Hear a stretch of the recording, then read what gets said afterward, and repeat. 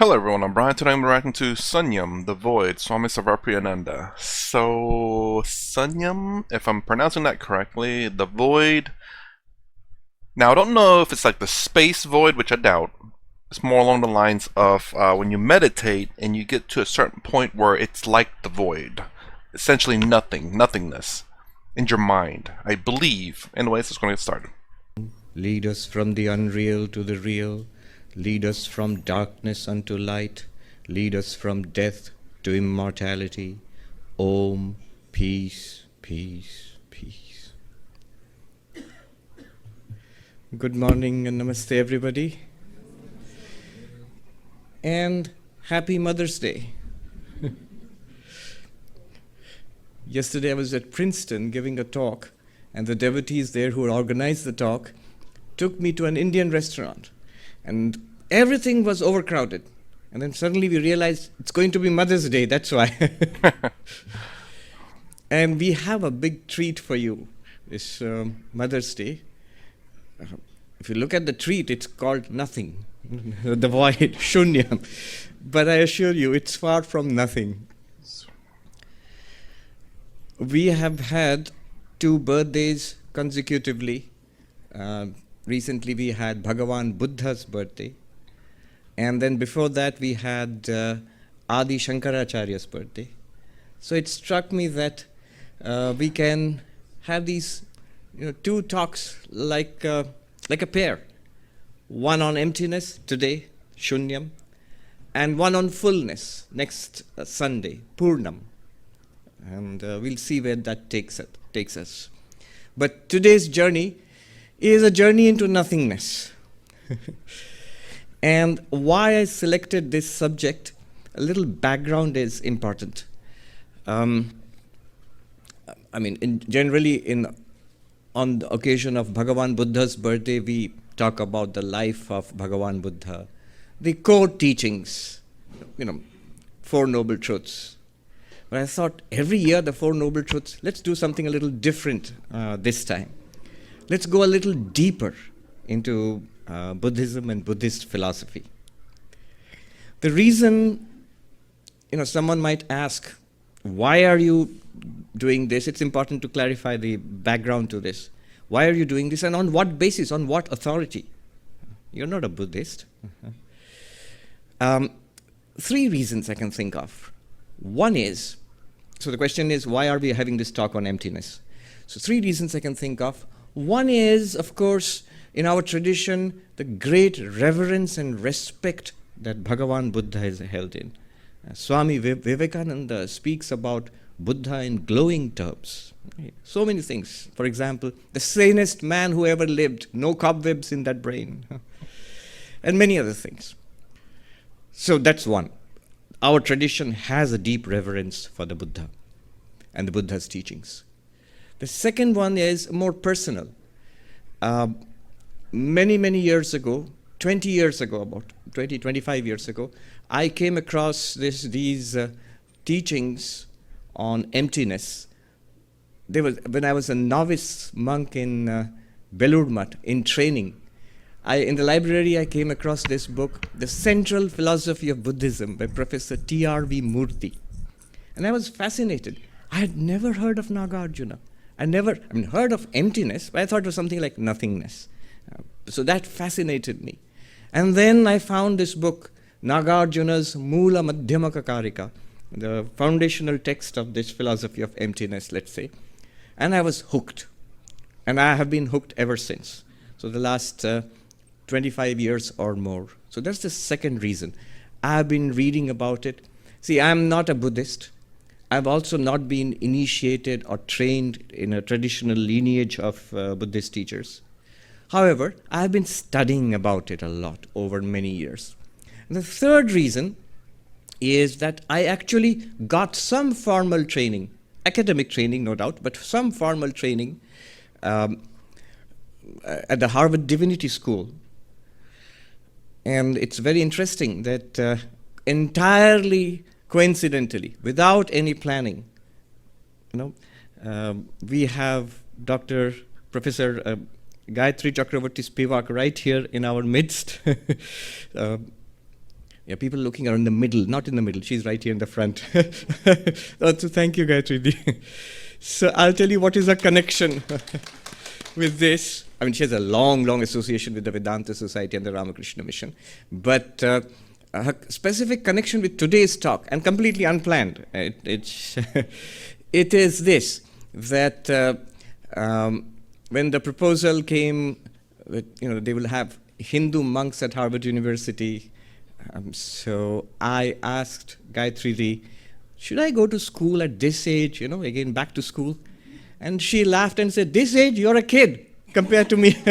Look at me, I'm studying at this age. Why won't you study? You go. And then she was kind enough to write a recommendation to me. I don't know what she wrote. It's confidential, so they never showed it to me. But she wrote a recommendation for me. When I went at Harvard, when I asked Professor Clooney, how did you select me? He said, the kind of recommendation that you had, there's no other way. We could not have not selected you. And he went on to say, the recommendation letter that Professor Spivak wrote for you, it's not every day that one gets, I'm quoting Professor Clooney, his words, it's not every day that one gets a letter from Gayatri Chakravarti Spivak, so that letter has gone into the archives at Harvard University. So how is this connected with today's talk? So when I went to the Harvard Divinity School, there were these two courses which I took and which I enjoyed immensely.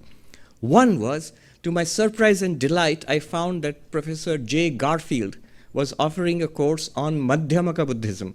Those are the guys who are specialists on emptiness. Tibetan Buddhism, Indo-Tibetan Madhyamaka. And now I had heard of Professor Garfield. I'd never seen him. I had read a little bit of his published work. And so I asked, would you take me in? Because everybody else in the course was a PhD either in Tibetan or in Buddhist philosophy. They were all graduate students working for another PhD maybe. So I was none of those things. And Professor Garfield was very kind enough to say that, don't worry, Swami, there's always a spot for you. So that was very enjoyable, very tough also.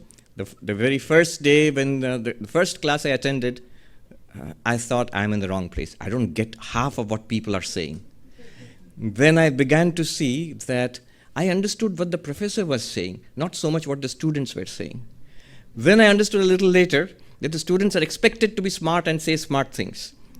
You don't have to be very attentive to what the other students are saying. As long as you understand what the professor is teaching, you're okay.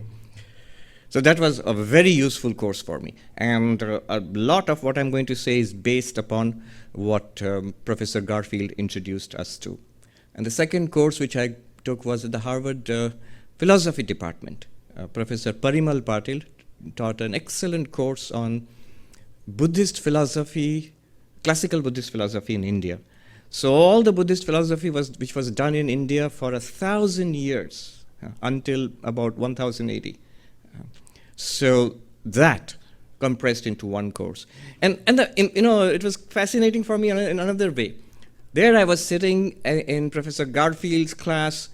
He is famous for giving very dense reading. So every week we had to read 300 or 400 pages of books, handouts and stuff like that. And it's not just ordinary stuff. It's more than 2,000 years of work. The original works of Nagarjuna and Chandrakirti and Dharmakirti and others, then they were, which were in Sanskrit, difficult philosophical Sanskrit. Then they were transmitted to Tibet around the end of the first millennium and translated into Tibetan. And then the Tibetans took it up and did a lot of work, which often we, in Vedanta, we don't know. So the work which was done in Tibetan, and all this ancient Sanskrit work and medieval Tibetan work, all translated into almost incomprehensible academic English at Harvard University, from Nalanda to the snowy plateaus of Tibet to Harvard University. What a journey. That's fascinating, really. And my task today is to compress that more than 2,000 years into less than 1 hour. So that's another reason. why the basis of what I'm going to say today. Why am I saying this, and on what authority? On that much authority.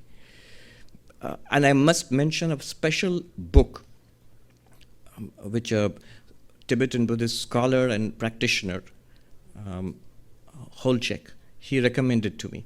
I said that I've been studying this for years, more than 20, 25 years, and I really don't think I've got a clear grasp on emptiness. So he recommended a book. He said, there's this rare book, I mean, it's not very well known. It's called Progressive Stages of Meditation on Emptiness. I'll repeat that. If you're interested, it's worth reading. It's very short. You can't go through it easily. It's short but dense, but very well written and lucidly and practical. What do you do with these concepts in your day-to-day life, in spiritual life? So, Progressive Stages of Meditation on Emptiness by a Lama. His name is Sultrim Gyantso Rinpoche.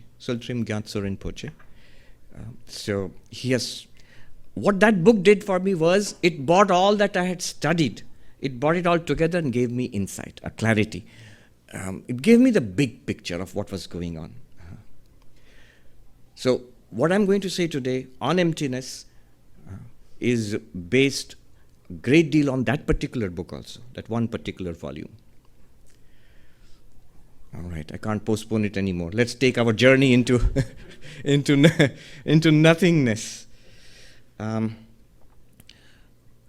So, what I'm going to say about nothingness, shunyata, the title of the talk is Sunyam, just to match the Purnam of the next talk. But a more common way is not nothing, but nothingness or voidness. So, shunyata is the term often used. In ancient Sanskrit text, Buddhist texts also. So I'll be talking about emptiness, not nothingness, emptiness, or the void. And what I'm going to say is very naturally from the perspective of Tibetan Buddhist philosophy. And that's important, because if you're trained in Theravada, you might not agree with what I'm saying. Or in some other Mahayana school, you might not agree with what I'm saying. This is a particular view. This is a view from the Tibetan Buddhist philosophical perspective. All right. Now what Rinpoche has done, this Sultrim Gyantso Rinpoche, he says, one way of understanding emptiness, shunyata, is to see it as a progressively deepening of this understanding, this concept of shunyata. We start with the Theravada understanding. He calls it the Shravaka understanding or Shravakayana understanding. Now this may seem like belittling the other schools, but remember, at every stage, none of the insights of the earlier stages are done away with. The Tibetan Buddhist claim is we are just deepening the earlier insights. We are not saying they are wrong. So with that in mind. So the first understanding of shunyam, empty. It literally means no self. It's just, at least on paper, it's just the opposite of the Hindu view of Atma, the ultimate reality that we are not the body, not the mind, we are this immortal self. And the emptiness of what? Emptiness of self. Emptiness of, in Sanskrit, the swabhava, that a thing has an essence. And that was what the Buddhists, all the schools, all of them, whether the Theravada, or the Mahayana schools, or the Vajrayana schools, Tibetan Buddhists, they all attack this idea that things have an essence of their own, which is a very typically Hindu idea. So the first thing they say is that there is no self. We'll take up the Theravada idea first, stage one, and we'll see how to meditate upon it and what benefit does it give. Then next stage two. There are 5 stages in all, in our understanding, in the journey. Stage 2 will be what is called the mind-only school. It's a Mahayana school called the Chittamatra, Vijnanavada, Yogachara, multiple names are there. So mind-only school, we're not going to talk about the school as such. We're going to talk about its understanding of emptiness, shunyata. Second stage. Third stage, there is the Madhyamaka school, the so-called middle path school of Nagarjuna and his followers. They are the emptiness specialists. So we're going to talk about the Madhyamaka understanding of emptiness. And there are two varieties of Madhyamaka. I'll come to that. One is called Swatantrika and another one is called Prasangika. We'll just touch upon that. The distinctions are very technical and not particularly useful for us in this context. But still, I'll touch upon that. So now we have got four. Shravaka understanding, then the Chitta Matra, mind only, Madhyamaka, Swatantrika, Madhyamaka, Prasangika. What it means, we'll see. And finally, there's something called the Shentong school, not at all well discussed even in Tibetan Buddhist circles. That's the final understanding we'll come to. Now, before I jump into this analysis of no self, I was just thinking, the whole talk can be seen as a commentary on a teaching of Sri Ramakrishna. There's a little book which I love, Sri Ramakrishna Upadesh, the teachings of the master, or it's translated in English as the words of the master. And there, it's compiled by Swami Brahmananda. And there, the first teaching, the very first one, of someone who was a devotee of Kali, considered himself a child of the mother, Mother's Day, the child of the mother. There, the first teaching is, if you analyze this, who am I? It's not about mother, it's not about God. It says, if you analyze who am I, if you recognize who you are, you find God. Manush nije ke chinte parle Bhagavan ke paye. Bhagavan ke chinte pare. If a person realizes who he or she is, really what we are, you find God. And then he goes on to say that if you analyze what I am, what you are, you will soon find there is nothing corresponding to that. Ami ke bhalo bhabe bhebe dekle kono shar pawa jay na. You don't find any essence, self-nature, swabhava. Very Buddhistic. Very first teaching of Sri Ramakrishna. And then he goes on to say that nothing corresponds to this concept of I. And then he adds, Sheshe ja thake tai. Chaitanya, consciousness, pure consciousness. And there it stops. That becomes more Hindu then again. But the first teaching sounds extremely Buddhistic. And you will see the whole talk today is like a commentary on these few lines. The first teaching of Sri Ramakrishna in that book, Sri Ramakrishna Upadesh. So just we'll shelve that for the time being. Now back to the first stage, the Shravaka understanding. We will see what the core idea is, and how do you meditate upon it, and what benefit do you get out of it. And we will use the dream example. These are complicated and subtle subjects, so if we want to have, keep our footing, just keep in mind the dream example. By dream example, I mean just our dreams. We will use that at each stage. Gyantso Rinpoche has actually done that. At each stage, he has explained these subtle concepts and then used the dream as an example to explain what's going on here. So we will use dreams as an example for understanding at each of the 5 stages. All right. Stage 1. You're looking at Swami. Start. You haven't started yet. So stage 1 is... Real quick, geez. There's not really much I could say at the very beginning. It's just giving a lot of examples and stuff. But I'll say, as I was thinking about the no self, I didn't really go into too much Buddhism. So the concept of no self is still relatively new. Understand that Buddhism doesn't believe in Atma Brahman, I believe. But it's more along the lines that whatever this is, once the body dies, I guess the subtle body is what gets passed on to the next body. And it's just this thing that's constantly flowing between bodies. And why can't they call that the self, though? Maybe 2 to 3 videos on Buddhism, maybe 1 about that, but not a really deep explanation on why is this subtle body, whatever that may be, not considered the self that transfers from one body to the next? Is it because maybe you don't take your memories with you, your whatever is stored in your brain, the memories that you have, the emotions that you have?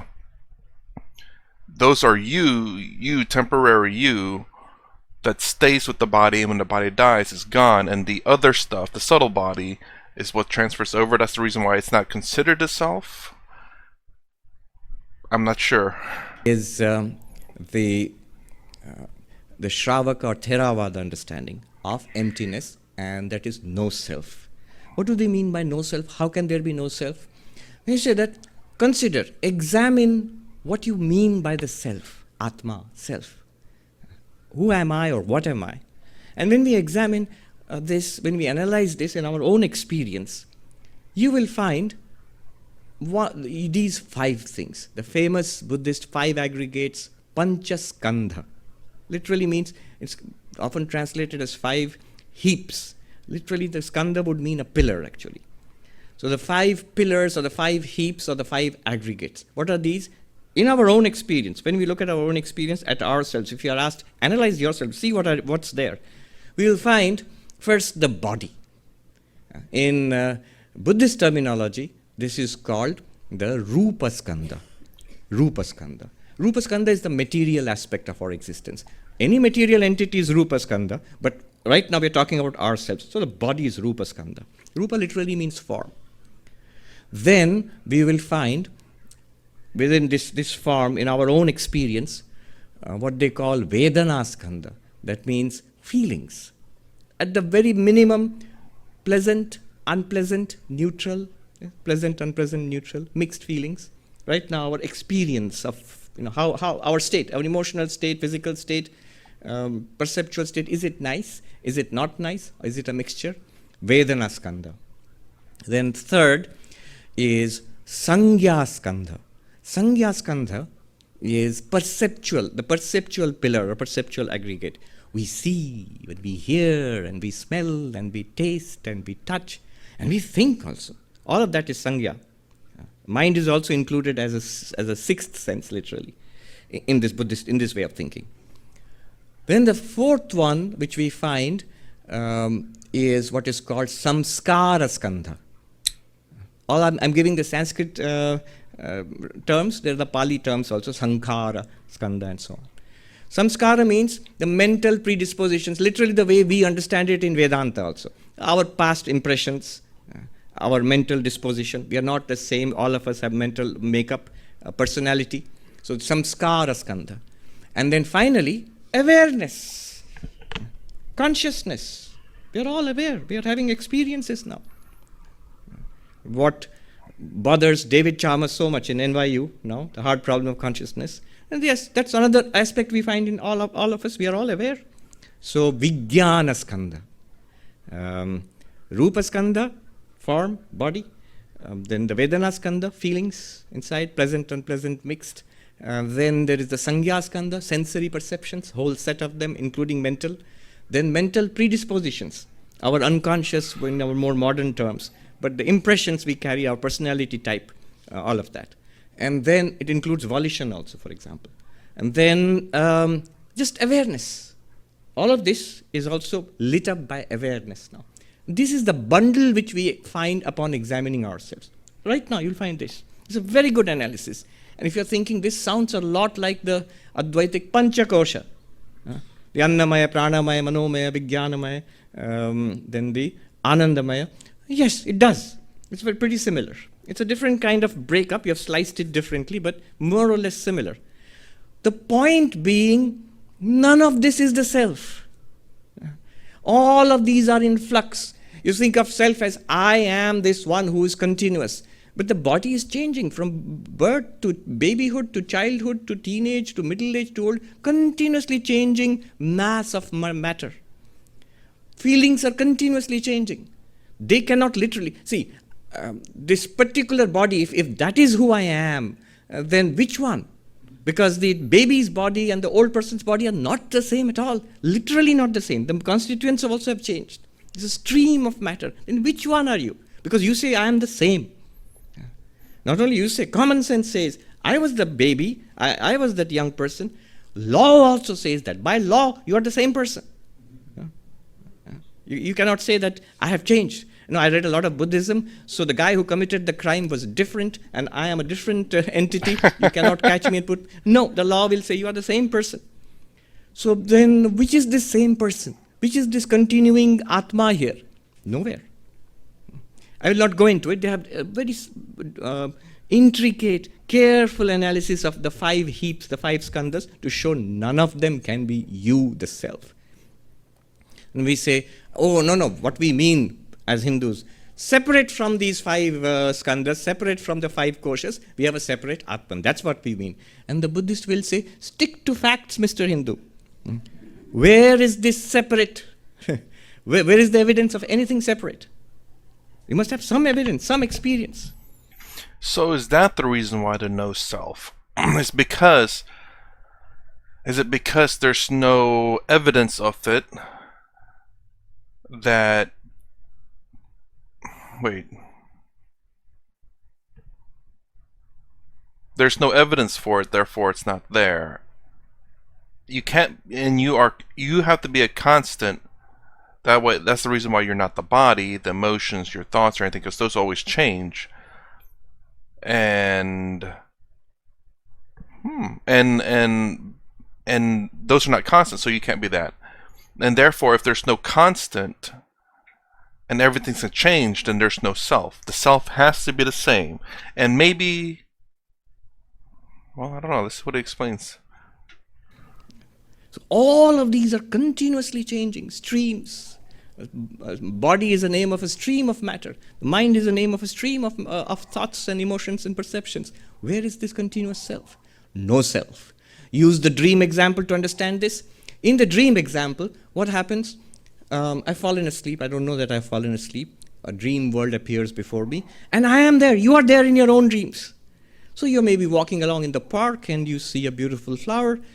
But this person who is walking along and having lots of experiences, you, the person in your own dream, when you wake up, you know that that person was not there.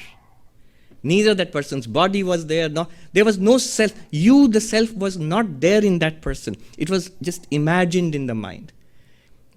That dream person means you in your own dreams, had no personhood there. It was an appearance. Similarly, they are saying, these Theravada Buddhists, that because of this conglomeration of the 5 heaps, the Panchaskandha, you get an illusion of a self. You take a flashlight and whirl it around. It'll look like a circle. There's no circle. There's only one beam of light being whirled around. This is the famous example of Alata Chakra, a firebrand which is whirled around and gives an illusion of a circle.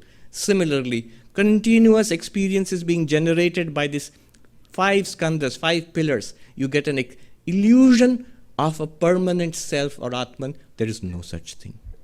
If you examine it, niswabhava, there is no essence to these 5 skandhas, the 5 pillars. And this is the meaning of no self. This is what emptiness means. Stage 1. How do you meditate? They will say that you relax and sit quietly and gather inwards. Then they have their format. You first take refuge. Buddham sharanam gacchami, sangham sharanam gacchami, dhammam sharanam gacchami. Then awaken what is called a compassionate mind of wisdom and compassion.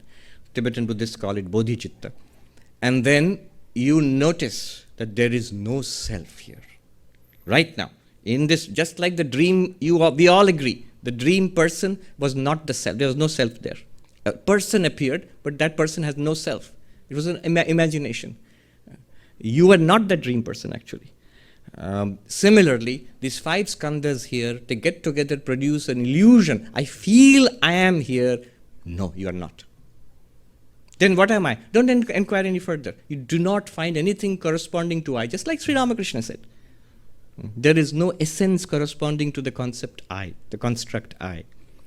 What good does that do? When you stay with it, you will see a lot of our painful emotions, traumas, desires, projects are all clustered around this concept of one continuing I. I am here, and my project in life is to make this I happy. I fulfilled. Never works. And the Theravadins, the Shravakas, they say it doesn't work because you are chasing a phantom. It doesn't exist. How can you make yourself happy if that I which you are trying to make happy, this permanent I in those 5 skandhas, it doesn't exist. It's empty. It's a construct. It's an appearance. And the moment you dissolve that, the moment you see through to it and stay with it, all your negativities, all your selfish, limited projects will disappear. The difference between which I see myself and everybody else, that also disappears. The person is still there, but that I separate self, there's no such thing. To whom or what will cling anger, resentment, trauma, guilt, hatred, even the personal selfish love. I love you means I love you, nobody else. You are I, this is I, me, mine. That much. That I, me, mine will dissolve. And this is the benefit. Now I'm going at hyperspeed, so I'm just leaving a lot aside, I'm just moving very fast. Anybody trained in Theravada would say, you're doing an injustice. I know, I'm going to do injustice to all the schools, but I have to finish in time. So basically you've got this idea. This is the idea of no self. This is emptiness in the Shravaka or Theravada idea, school, and how you understand it through dreams and what you do with it in meditation. First stage. Now comes the next, the mind-only school. All right, I actually have to pause right there. So I'm trying to understand the dream portion of what he's saying, how, you're in a dream, but you're not you.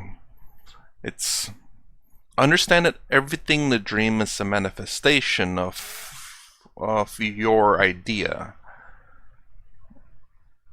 And I guess maybe if he were to explain it perhaps in a perspective that is not you, for example, a character in your dream that has no, because the character in your dream has, I don't want to say has no self, but because it has character, it acts like the character for the most part of how you know them as,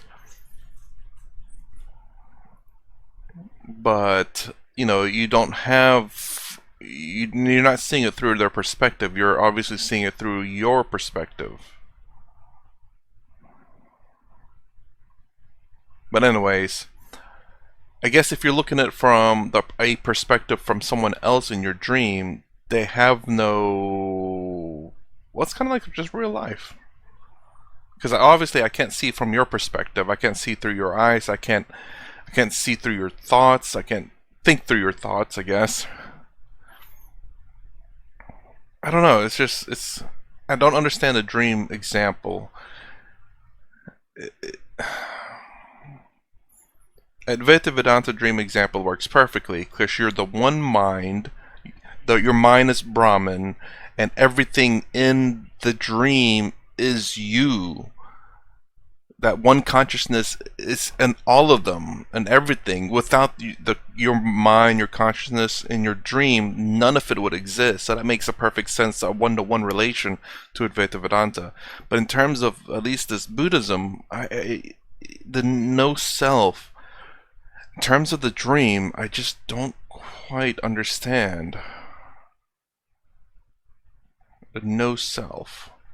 But in terms of your body, your emotion, your thoughts, all these are changing, but you cannot, yourself is none of those, because none of those are you anymore, and you are always changing. So therefore you can never point at any particular time frame and say that is me, and that is me now, and that has always been me. So it seems like, at least as far as I understand,